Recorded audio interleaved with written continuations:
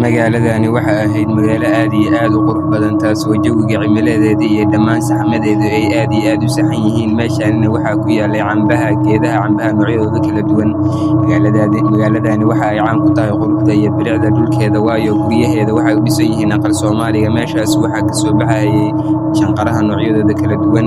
Dhinaca kale, meeshaani waxaa taagnayd dad qalasho iska soo ekaysiisay qof caadi ah, taas oo madaxa wax ku soo xiratay.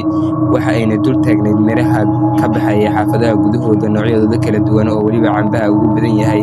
Meeshaas ayay dul taagan tahay, waxa ayna rabtaa inay wax u qooshto xaafadda gudaheeda. Dhinaca kale, meeshaan ayay taagan tahay, wayna yaaban tahay. Ilkaheeda iyo afkeeda ayayna dadka ka qarinaysaa inta badan. Meeshaani waxaa taagnaa wiil lagu magacaabo Timo Badane oo xaafadda ka mid ah. Waxa uuna la yaaban yahay waxaan meeshii taagan iyo sida uu egyahay. Dhinaca kale, dad qalashadu waxay ahayd mid aad iyo aad u cabsi badan, maadaama ay wejiga iskaga soo degtay wax aad iyo aad u cabsi badan. Meeshaanina waxaa taagnaa wiilka aabihii, kaasoo la yaabanaa wiilkiisa meesha uu caaday cawada.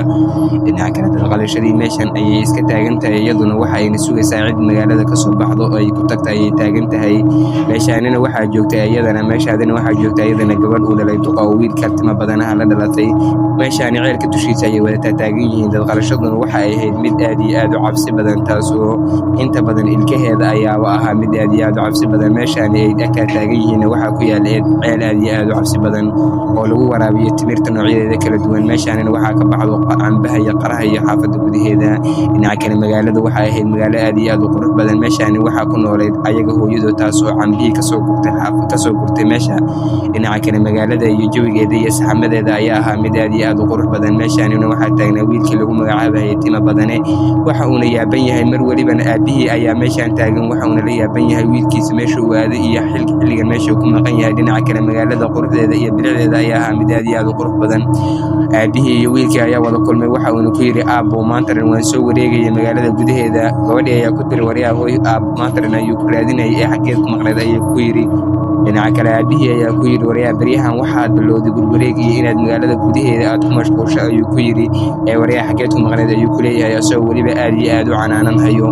Dhinaca kale, ninka meeshaani waxaa taagnaa wiilkan asaga wiil saaxiibkiisa ah oo ku yidhi, aabbo, wiilkani ani ayuu ila jiray maanta dhan, waxaana ku soo wareegaynaa magaalada gudaheeda maadaama aan soo aragna waxyaabo magaalada gudaheeda ku sugan oo aad iyo aad u cabsi badan.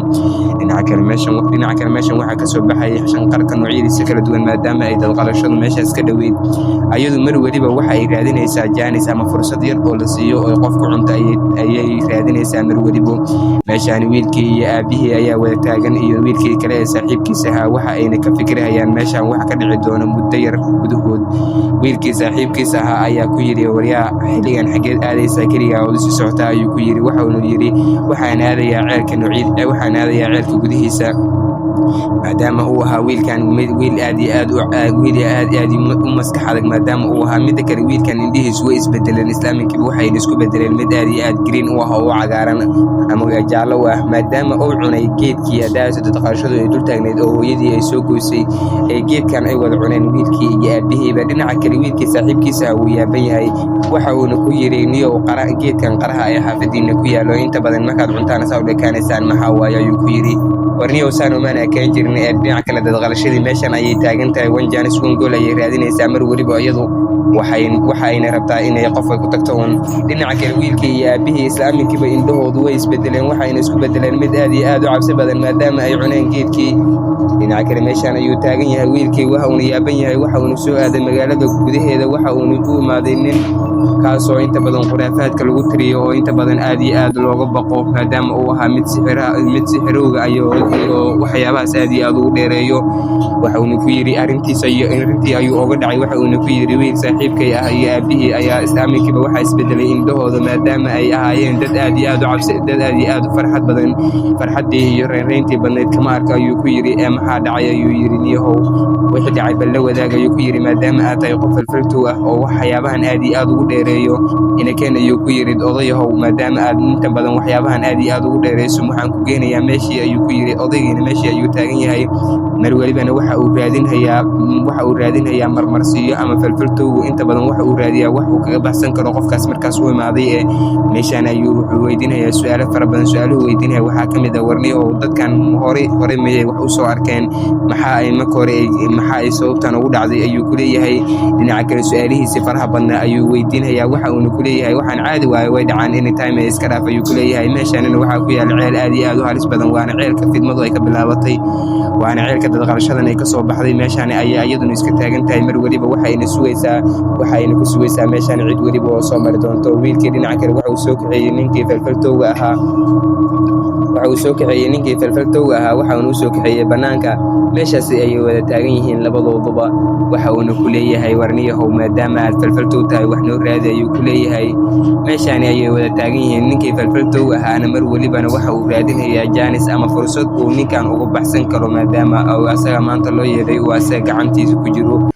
dadqalashadii ayaa meeshaan iyadana farxadeeda zaa'id iska sii noqonaysaa. meeshaani waxaa bilowday saxamada noocyadooda kala duwan maadaama ay shanqaraha iyo cambaha geedihiisa ayaa ahaa mid aad iyo aad u cabsi badan. wiilkii iyo duqii weynka iyo wiilkiisii iyo gabadhiisii waxay iska soo aadeen magaalada gudaheeda.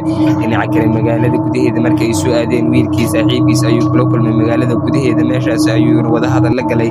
waxa uuna ku yidhi saaxiib maxaa kugu dhacay, maxaad indhahaadu aysaan iskugu bedeleen ayuu ku leeyahay. dhinaca kale wiilkii saaxiibkiisa ahaa wuu yaaban yahay maadaama uu saaxiibkiisa uu noloshiisa kasii dhicahayo uu waxyaabo badan oo hore uu aqoon jirin uu ku arkayo wuu yaaban yahay. wiilkii saaxiibkiisa indhihiisa ayaa galka ka soo baxay. niyow maxaad samaysay oo maxaad cuntay ayuu ku yidhi. warooy wuxuu yidhi niyow aniga waxa aan cunay cambahaas, laga yaabo inay cambahaas ay dadqalashadu afka soo saartay ama wax ku soo akhrisay. cambahaasi ayaan cunay ayuu ku yidhi. saaxiib meel kale oo maanta aan dhihi karo ama liiga soo gaari kara ma jirto. wiilkii walwalkiisa ayaa turuba sii noqday. meeshaanina waxa uu keenay duqii hadaayta uu soo kaxeeyey falfaltowga ahaa ayuu keenay meeshaan. waxa uuna ku yidhi maanta waad ku jirtaa ee wax keen ayuu ku yidhi. dhinaca kale wiilkii saaxiibkiisa waxa uu wadada kula kulmay dadqalashadii oo aad iyo aad u cabsi badan. dhinaca kale haddii la fiiriyo geedaha iyo saxamadooda ayaa ahaa mid aad iyo aad u cabsi badan. waxa uuna kula kulmay dadqalashadii magaalka gudaheeda. mar allaala markii uu fiiriyey ayaa wadnaha loo dhaafay maadaama ay ahayd mid aad iyo aad u cabsi badan. waxa ay kula kulmeen meel cidlo ah oo haddana geedaha iyo shanqaraha iyo dhammaan shimbiruhuba ay aad iyo aad ugu yar yihiin oo shimbiraha shanqadhooduba ay yaa allahu yaamatu soo gaarayso. dhinaca kale dadqalashadii ayaa tiri maanta waa la iigu jiraa godkayga ayay iigu soo galanay gaaruunkayga iikan ayay taagan tahay sababtoo ah wuxa uu kula kulmay meel cabsi iyo cidhiidhi badan oo aad iyo aad u cabsi badan oo geedihii iyo dhammaan saxamadoodii ay aad iyo aad u yaalaan. dhinaca kale meeshaani waxaa jooga wiilkii iyo aabbihii iyo gabadhiisii ayaa jooga wayna yaaban yihiin. mar welibana waxa ay la yaaban yihiin wiilkii saaxiibkiisa ahaa meesha uu aaday iyo xilligan goortaani xilliga meeshaani uu ku maqan yahay ayay la yaaban yihiin. wiilkii saaxiibkii ayuu u walwalayaa. waxa uuna leeyahay aabbo saaxiibkay intaasoo dhan ma maqnaan jirin ee xaggee aaday. dhinaca kale gabadhii saaxiibkeeda